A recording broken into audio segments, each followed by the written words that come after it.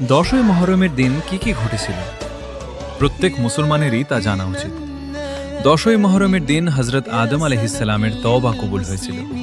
এই একই দিনে হযরত ইউনুস আলাইহিসসালাম মাছের পেট থেকে বের হয়ে এসেছিলেন। এই দিনে হযরত নূহ আলাইহিসসালামের কিশতি অর্থাৎ নৌকা জুদি পাহাড়ে এসে থেমেছিল। এই দিনে হযরত ইউসুফ আলাইহিসসালাম কুয়া থেকে মুক্ত হয়েছিলেন এবং মিশরের আজিজ অর্থাৎ শাসক হয়েছিলেন। এই দিনে হযরত ইব্রাহিম আলাইহিসসালামের জন্য আগুন ফুলবাগানে পরিণত হয়েছিল। এই দিনে হযরত ইয়াকুব আলাইহিসসালামের চোখের জ্যোতি ফিরে এসেছিল। এই দিনে হযরত ঈসা আলাইহিসসালাম জন্মগ্রহণ করেছিলেন। এই দিনে ফেরাউনের বিশাল বাহিনী সমুদ্রে ডুবে মারা গিয়েছিল। আর বলা হয় কিয়ামতের দিনও এই একই তারিখে সংঘটিত হবে। আর সবচেয়ে বড় শোকের ঘটনাও এই দিনেই ঘটেছিল। কারবালার ময়দানে সৈয়দনা ইমাম হুসাইন রাদিয়াল্লাহু আনহু শাহাদাত বরণ করেছিলেন।